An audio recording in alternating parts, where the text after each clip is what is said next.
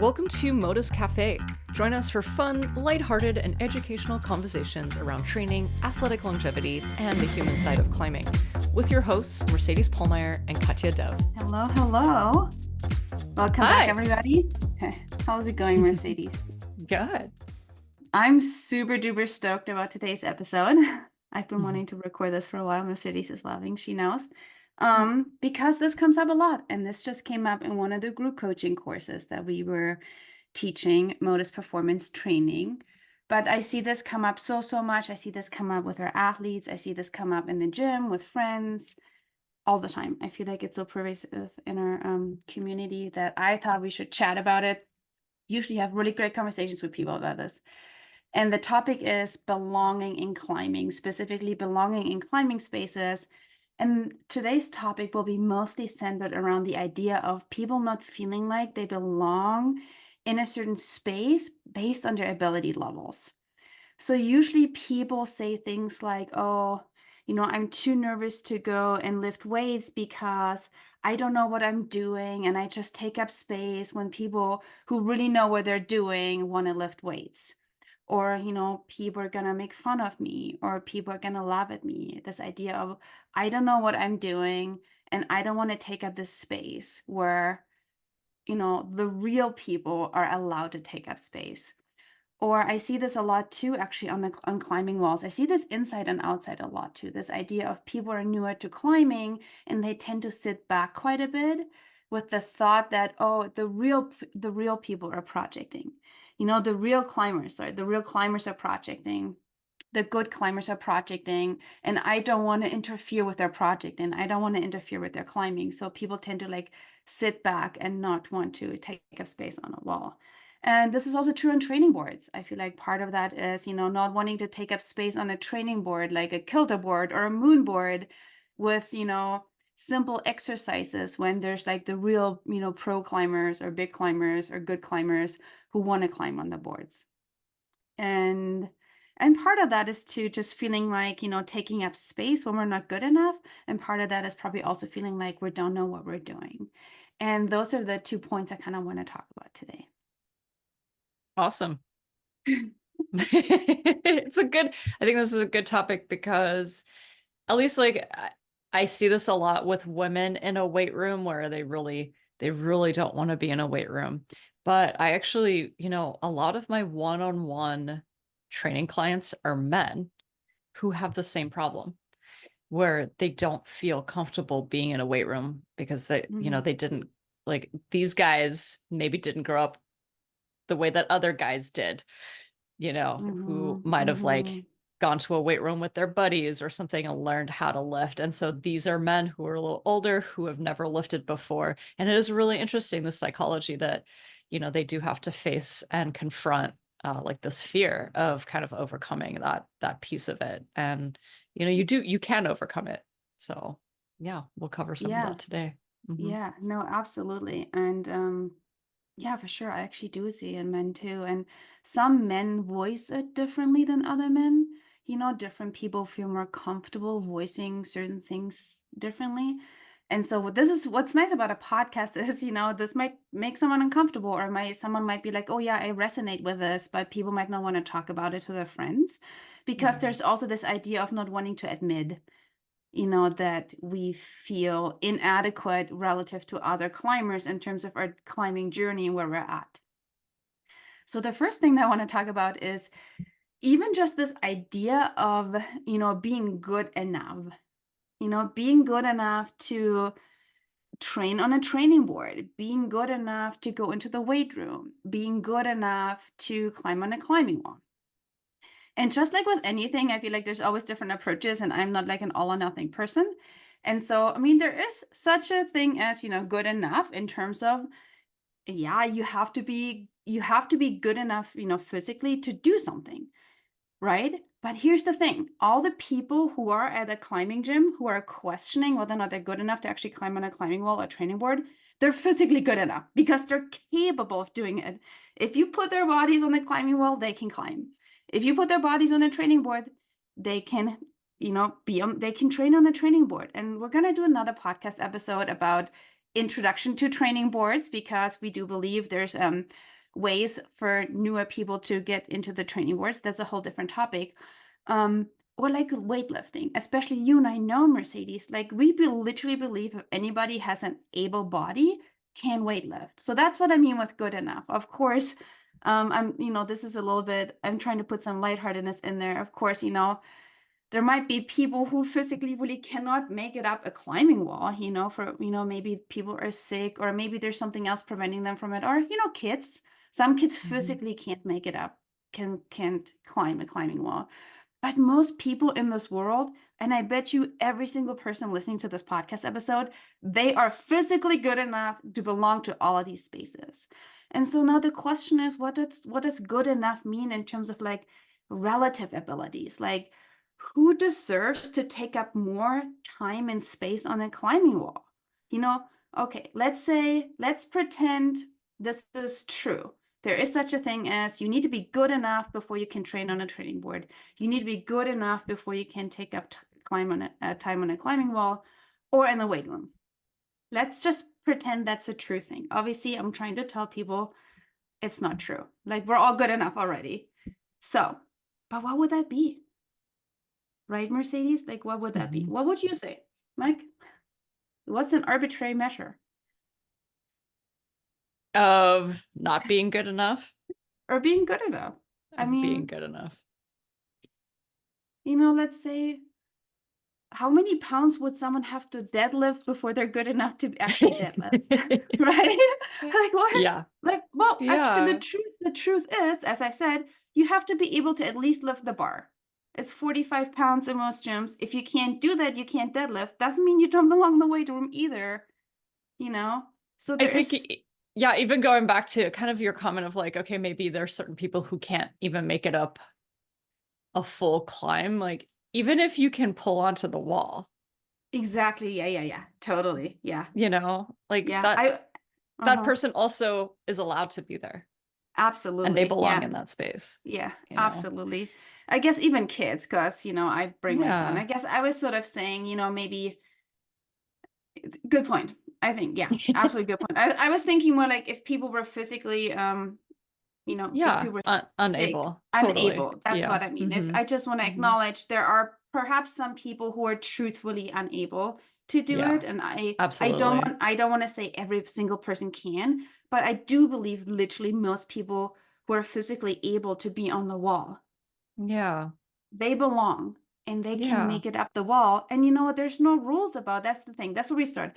There's no rules about even making it to the top of the wall. Yeah. Like, my son loves to climb just 3 holds up and drop down. He loves it. He's actually coaching. He's not really coaching. He's doing this after school program at the gym. And he got upset the other day because the coach told him he couldn't try V8. And my son does not even climb V0.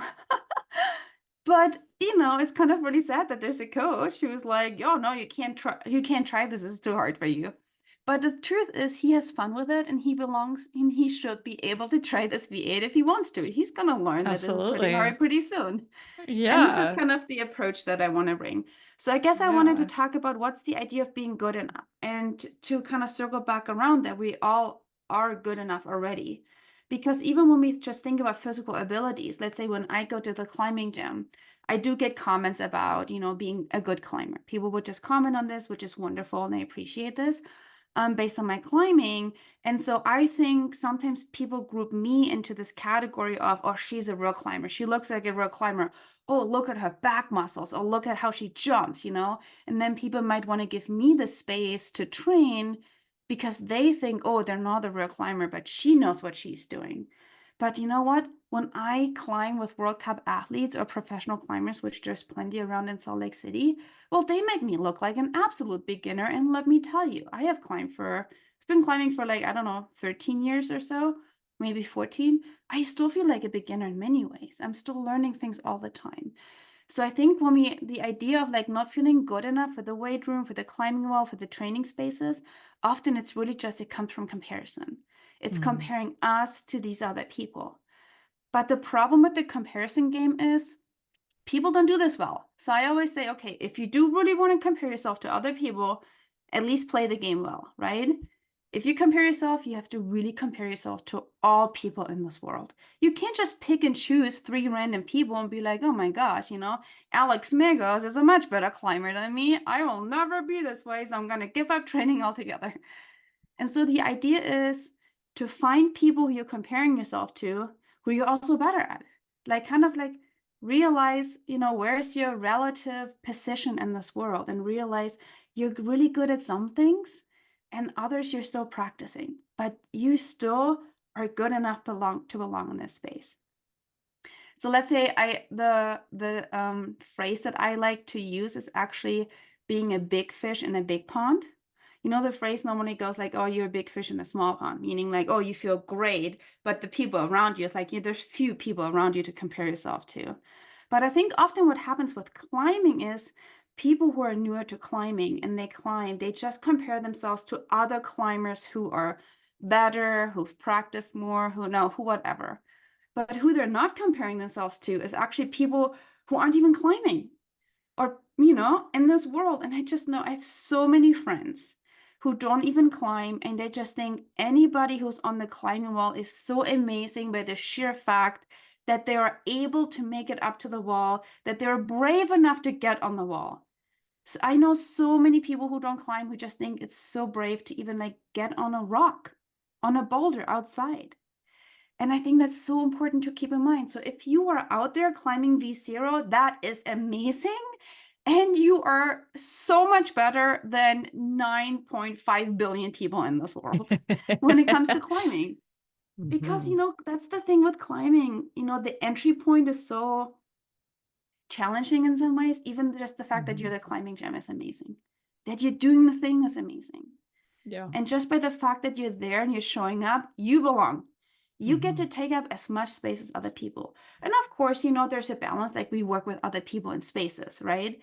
But this is not based on ability. This is just based on being humans who want to train and climb together. And so we take turns, like we learn in grade school, we take turns. And that's what's really important. But taking turns means that the V0 climber gets a turn, the V15 climber gets a turn.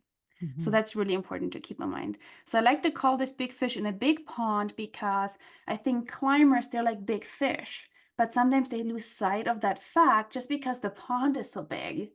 And so they don't see their own greatness in some ways because of the size of the pond, but it doesn't take anything away from their actual greatness. Like being a climber is amazing to begin with if you climb V0. And I want to Mhm. say something to people who start when they're older too, because that's another thing I get a lot. It's like, "Oh, I only started when I was 40 or something, and I'll never be this good and this bad, whatever. And I'm like, that is great. You started. How many people don't start when they're 40 to go Yeah, climbing? I mean, it's like, that is absolutely. amazing. Yeah. And I Mhm. bet most of these people do have friends who are like, "Oh my gosh, I would never even like get on that wall." Well, Anyway. I do like the big pond analogy too, because like I see this a lot in competition climbers where it's like just a lot of so much comparison and they only compare themselves to the 20 people that they're climbing with in a competition. If they came Mm-hmm. last, they're like, wow, I am just the worst person in the world. Yeah. And that's a Mm-hmm. small pond, like you're comparing yourself immediately to those people, you know, and like basically through competition, like as a kid, when you're going through competition, it's almost the same. Like there's 100 kids that you're comparing yourself to. And then as you get better, that pool gets smaller and smaller. And you just like people who will compare themselves will just feel worse and worse as they even progress through like these categories, which they should actually feel better because they're smoking it, compared to all of these Mm-hmm. other thousands of other climbers that they're better at, Exactly. Yeah. but it works the opposite sometimes in competition climbing. And I also see that when people are getting better at climbing, they forget what it was like to climb V0 and now they're climbing double digit and they feel horrible about themselves, Yeah. you Yeah. know? It's like we And have it's this really sad narrow to me. lens. Yeah. Yeah. It's like a very Hmm. narrow lens that we use to look at the world. Yeah. And so it's up to us to widen that lens. We can widen that Yeah. lens and just like see more of this world and how we really fit into this world. Yeah. Yeah. Um, yeah. The next thing that I wanted to share is that I actually feel like, again, this goes back to people feeling like they're not good enough, maybe because they're new to training in the weight room, for example. We see this a lot with weight rooms or climbing or, again, training spaces. And I feel like, think about this, especially when you are new to something and you haven't done it much, especially like lifting weights. Especially then should you go to the weight room. Especially then should you be in the climbing wall and training. You know, when you're new to something, that's like the very point where like, hey, you haven't been training like weights. Like, well, that means you are here to learn. You should be learning this thing because it's really good for you. So it's almost the opposite. Like when people feel new to something and they can't do something, they feel like they don't belong, but that's exactly when they belong, because that's what the weight room is there for, to get you stronger. Do you feel weak? Great, you belong in the weight room because that's what's going to make you stronger. Do you feel like you're not a good enough climber? Do you feel like you could be learning more climbing and practicing more? Great. Especially then do you belong in the climbing wall, because you have so much practice to do and so much to learn. You've never climbed on the training board, but you want to train on the training board to get stronger? Well, that's exactly when you belong. Again, it reminds me of my son, he's learning how to read right now, and it's really hard because he can't read. But because he can't read yet, that's exactly why he needs to be practicing how to read. That's exactly why we go to school. We go to school because we can't do the things yet. And so in some ways, the people who are already super ripped, they might just want to, maybe they should just go and relax in a chair somewhere. Maybe they don't need to train more. Maybe it's the people who are not, don't feel as strong or don't have the experience yet that should be training. Mhm. So it's this idea of, you know, like turning this idea of, feeling not good enough or feeling like we're new to something, like on its head, and being like, okay, especially then should we practice and go and be in the places that we fear to be in. Mhm. And I have 3 questions I want to share with people to ask themselves, as they go into these places, before they go into these places, to see if it helps them transition into these places. But before I share my questions, anything you want to say? I guess, gosh, so much comes up for me in relation to this. But I think I do want to talk about some of these rules. This was something I did want to talk about in this podcast was, like uh, from a perspective of a queer person. Hello, I'm queer. Big surprise. And the way that queer people have to move through the world is very different because like I don't feel like I fit into these constructs in the world that are just made up, like, okay, yeah, like I'm not really sure if I fit into the binary construct of gender. I don't know if I necessarily fit into the climbing culture the way that it's set right now. And so what do queer people generally do? We have to carve out our own niche or question the rules. And that I think that to me, that is a really big lesson for anyone, whether you're conforming, non-conforming. It's like you just have to ask the questions of like, why is this rule here and who came up with it? You know? And then all of a sudden everything just kind of falls away. You have empty space that you can now create your own space, Mhm. you know? And I think that is kind of the gift of the core culture for me, was that was the biggest thing I learned, was like, okay, I don't quite feel like I fit here the way that it's constructed. How can I make it so that I feel the best, like my best version in this space? And actually a coworker gave me a book before I left SBP to start to really go full time with Modus. It's a book called The Code of the Extraordinary Mind by Vishen Lakhiani. He's an Indian guy. And it's essentially about this, like questioning everything in life, and you start to make up your own rules. And this book really, like, it's for anyone, and I think that book gave me the insight into like more, like, I guess more of getting into the queer culture, because like queer culture isn't also for all queers, Um, yeah, and so it gave me a good perspective. And so if you're ever curious about like wanting to dive a little deeper into, deconstructing everything around you, and especially if you feel like you don't feel good enough, like you don't belong in certain spaces, I highly recommend this book. So yeah, Hmm. that's all I wanted to say. No, that was really beautiful, Mercedes. Thank you so much for sharing. Hmm. I really love what you said. I mean, even just asking, yeah, where's this rule coming from? And I mean, obviously it's different for being queer because there's a lot of cultural rules. But I think it's a really good practice for anything for people to ask that. And in the case for training, sometimes these are even rules that we put on ourselves.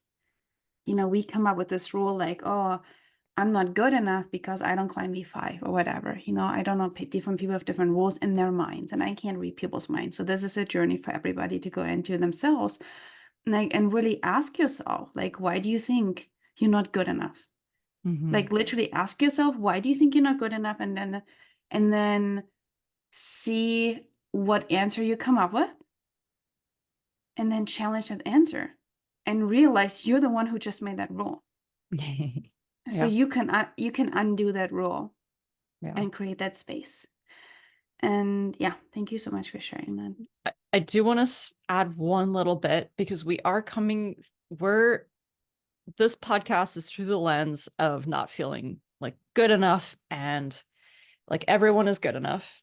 You come into the world being good enough. You don't need to prove anything to anyone. The caveat of this is safety. Like we always want to make sure that you're being as safe as possible. And when it comes to climbing, there are certain things that you do need to learn and do before you go, maybe you go outside sport climbing. Make sure you know the safety, like all of the safety things that need to go in. And there might be actual, not rules, they're just like, hey, what do you need to do to make sure that you can stay alive? And that you can keep your friends safe and keep yourself safe. So that is definitely like, you have to consider that.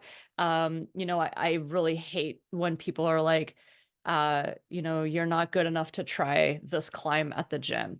I think everyone is allowed to try whatever they want. But if it's really, really crimpy and maybe you're not very strong at crimps, and there could be a risk of injury if you do hop on that. So there has to be some level of self-awareness and safety. So that is just the one caveat I do want to throw out there. Um, yeah, as you're Yeah. figuring this out.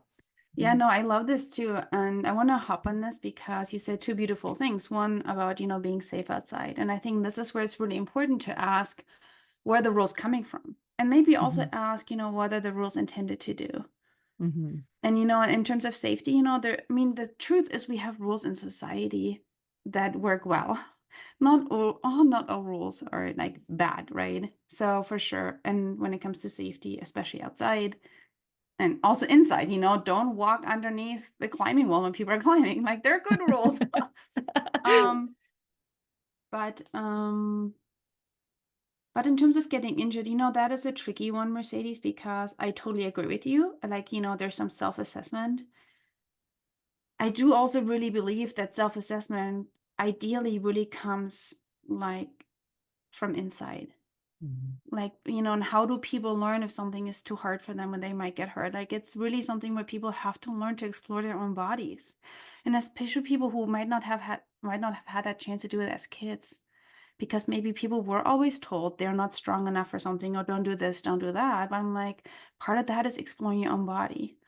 But then part of that is also taking responsibility for it. Like if you do hurt yourself, let's say, we don't want you to fall. Let's say when you go sport climbing or you climb outside, you definitely want to take precaution and safety measures for sure. But let's say you climb inside and you try something and you do get hurt. That might happen.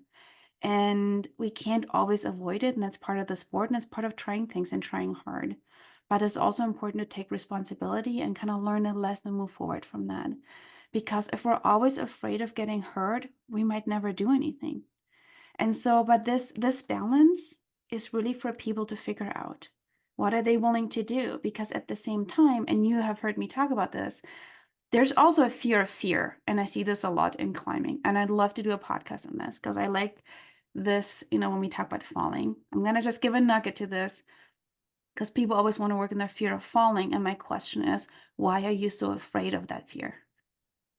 Like this fear of falling. And I love diving into this, and I see this so much. But anyway, so it's for everybody to explore. And, but if people do want to try something, I think, it's their prerogative. Like they should explore their own lives and bodies, and they might fall, and they might hurt themselves, but they might also not. And I think everybody gets to make that decision on their own if that's what they want to do. And I think that's what the podcast is about, is we're not trying to tell people what to do, not to do. It's more that if you want to do something, don't let other people or these spaces hold you back from doing the thing you want to do because you think you don't belong to these spaces. You get to decide if you belong or not.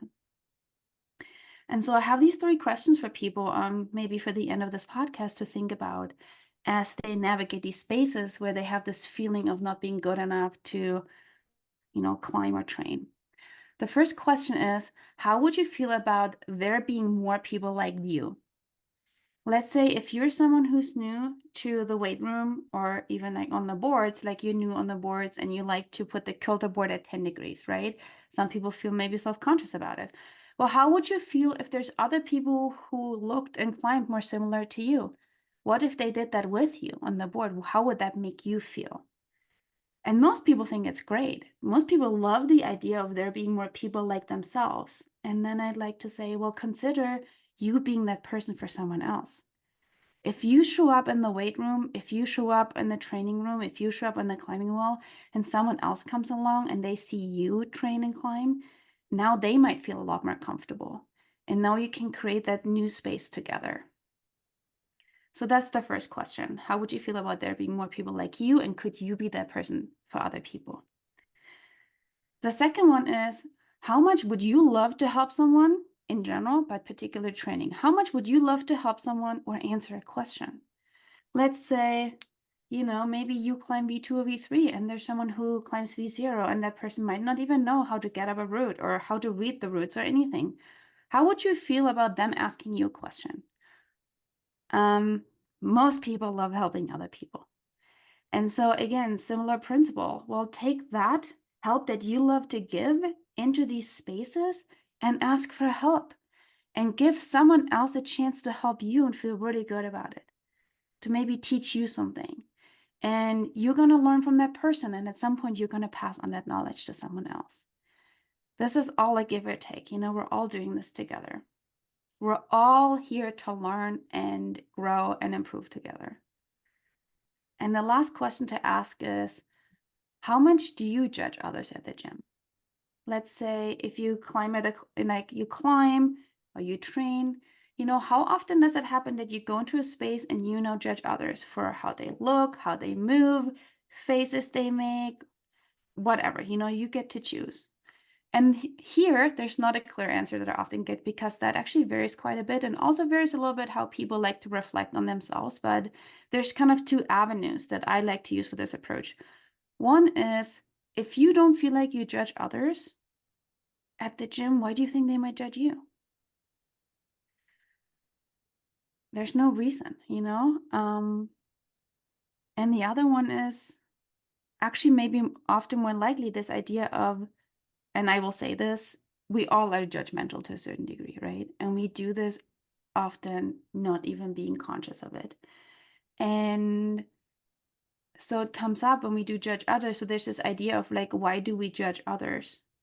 And maybe we're now actually being afraid of judgment from other people because we're actually also judging others. And so it's actually something really important to work on, is that judgment of others, as we're also afraid of that judgment ourselves. And through that, what's really realizing, if you're able to go into yourself and realize, I do judge others, and you want to take that another step to ask yourself, why are you judging others? And is it really the other person, or is it something about yourself? Some insecurity. We all have these insecurities. And if you can get to a point where you realize, okay, I did judge this person, I had these judgmental thoughts. It doesn't mean I'm a judgy person. It just means I had these judgmental thoughts, and I had these thoughts because really I wish I was like that. or I wish I had something. Usually it's out of a lack of something. And then if you can take that another step and realize, okay, people who do judge others, really what it is, it comes out of an insecurity for themselves. And when we do that with them, with ourselves, we often realize that even more so. Like it's more internalized versus externalized, versus just saying, oh yeah, other people just judge other people. Like it's always easy to say. And then kind of just bringing that compassion to the gym, being like, okay, maybe people will judge me, but that doesn't mean that it's about me. It just means, it's something that reflects their own insecurity. So in some ways, that's actually maybe a good thing about me if other people judge me, because, maybe they judge me because I have something they don't have and they wish they had, and they're just not realizing that maybe they actually have it. So judgment is a tricky one, but it can really help to reflect on what judgment really actually means. And the last Yeah. thing I'd like to do is I like using this practice, and most of the time works really well, which is you go into the space you're uncomfortable in. You do the thing that you're uncomfortable doing. You just do it. You're brave. Just be brave for 3 seconds. I promise you, brave for 3 seconds. Go in, do the thing you're uncomfortable. And then you stop and you look around. You look around at the faces of all the people around you and see how many people are actually laughing at you. And you might just notice that people aren't even looking. Or you might just notice that people are really excited that you tried really hard. Or maybe you notice people are like wanting to help you. There's so many things. Most of the time we notice people reacting way differently than we imagine people would react. And it can just be a really nice practice to just like observe the space around us as we do the thing. Cool. God, I feel like we need just a podcast episode on judgment. Oh, That'd be yeah. awesome. Yeah. Yeah. Yeah.